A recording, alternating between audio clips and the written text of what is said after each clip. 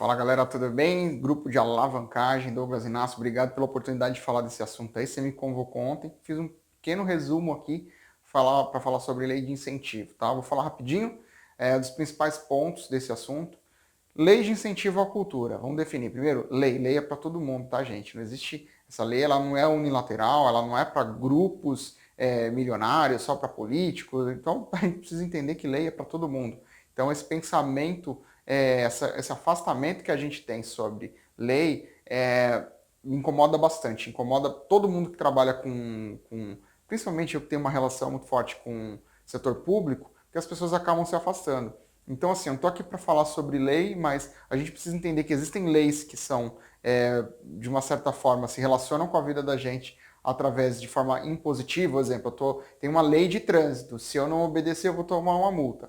Existem leis relacionadas a direito, a gente precisa, de fato, correr atrás disso. A gente não vai ser contemplado com uma lei de incentivo à cultura, certo? A questão de cultura, eu sempre falo a respeito do propósito da lei de difundir, através de projetos de pequenos artistas, artistas em expansão, que possam difundir o seu trabalho cultural e também ter uma abordagem de contrapartidas sociais, né? Então, como é que isso funciona na prática? A olho nu, se você pegar, falar assim, um grupo de pagode quer fazer um projeto de cultura, as pessoas podem falar assim, não, isso aí não tem apelo cultural, mas pode ter um apelo sociocultural se você estiver designando esse trabalho cultural, a respeito de pesquisa, a respeito de algum compositor de samba que tenha importância para a nossa sociedade, você remeter esse projeto com uma contrapartida para uma determinada região. Enfim, existem formas de você fazer isso e ter obedecer o propósito da lei. Segundo ponto que eu coloquei aqui, que é importante falar para vocês, eu coloquei como apresentação,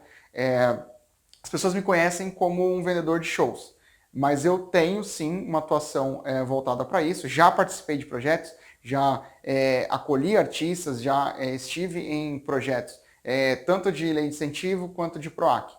Tenho uma relação próxima com o assunto, as pessoas que me veem também no Carnaval aqui de São Paulo, Carnaval de São Paulo, praticamente todas as escolas de samba operam com lei de incentivo, e essa lei ela não tem relação com o enredo que a escola está homenageando, a lei de incentivo ela está para a escola, como se fosse uma entidade, ela tem direito de captar e aplicar também ali nos investimentos aquele ano, no desfile, em toda a questão plástica ali dos carros e fantasias e tudo mais. Então, eu não tenho vergonha nenhuma de falar isso para vocês, e é importante, eu coloquei isso como um ponto importante aqui, porque eu sinto que tem muita gente que quer participar e tem vergonha, e tem muita gente que participa e que também tem vergonha de falar. Então a gente precisa reidentificar isso.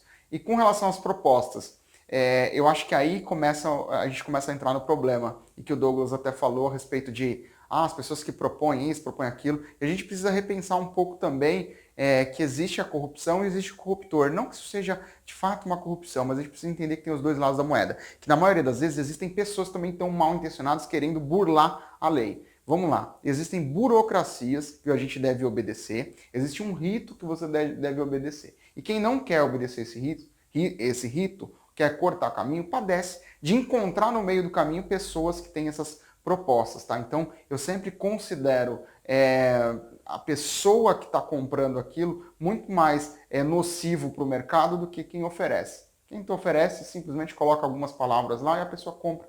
A ideia de que vai conseguir, por exemplo, eu já tenho um esquema com uma empresa pode até ter, mas se uma pessoa tiver uma abordagem nesse sentido, de duas uma, ou ela não tem aquilo que ela está prometendo, ou se ela tem, ela vai leiloar aquilo, ela vai vender para você e depois ela vende mais caro para outro, e depois outro que oferece, ela oferece mais caro, daqui a pouco os 10% de captação já vira 20, vira 30 e vai virando um leilão. Quem paga mais para ter aquela empresa que já tem ali uma linha de patrocínio apontado para uma determinada causa social. Então, a gente precisa se ligar nisso, porque eu vejo que tem muita gente errada, muita gente querendo burlar o rito natural de aprovação aí da lei. Vou colocar no próxima página aqui sobre as novas medidas. Então aqui é um aspecto importantíssimo para quem quer e quem está interessado em trabalhar com isso, com essa linha de lei de incentivo. Primeira coisa, teto, que era de 60 milhões, foi para 1 milhão. Então a gente já vê que por aí a gente vai ter uma diminuição muito grande, projetos menores, ela tende a ter projetos muito menores de fato. Nós temos agora também um aumento da carga de ingressos, que seria de 10 na média, agora é de 20% a 40%. Ou seja, eventos que vão ter muito mais acessibilidade de pessoas humildes, pessoas carentes, enfim. Isso aqui é uma coisa também muito importante. E as medidas de descentralização. Existe uma série de medidas relacionadas à parte geográfica para destituir um pouco essa relação massiva nas captações do eixo Rio-São Paulo. Estava tudo muito concentrado. Então, para você que tem, de uma certa forma, receio do assunto, eu vejo que tem muita gente que fala assim, mas teve aquele projeto lá do Luan Santana, que teve 4 milhões, do Luan Santana, e o fulano lá que conseguiu 2 milhões para um livro e tal. Gente, essa lei tem 27 anos.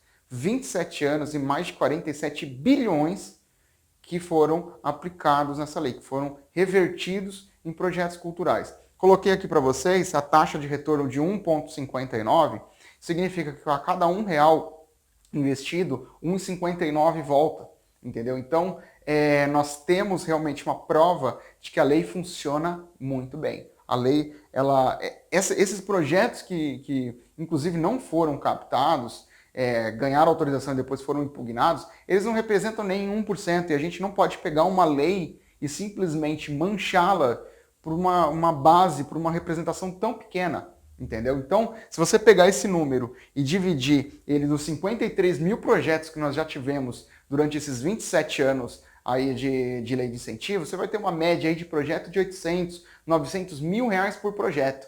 E agora, com esse teto que nós temos aqui, a tendência é que isso caia muito mais, que isso fique cada vez mais limitado a 200, 300, 400 mil reais. E cada vez mais descentralizado. Ou seja, se você tem um projeto, uma ideia, e um projeto que ele vai custar 300, 400 mil reais, que é menos do que a média dos últimos anos, e você não está no eixo Rio-São Paulo, a gente tem uma chance muito maior de conseguir a aprovação e de conseguir a captação, certo? Então eu deixo aqui também meus contatos, quem tiver interessado em projetar aí as suas ações para o ano que vem. Eu sempre falo sobre lei de incentivo de uma forma também estratégica para o artista, tá? Eu acho que é muito mais produtivo você escrever um projeto, você criar ali um apelo voltado para uma área social, uma contrapartida social. São tantos assuntos importantes, nosso país tem tantos problemas, e você ter uma abordagem de contrapartida, e daí você ter toda a sua energia bater de porta em porta,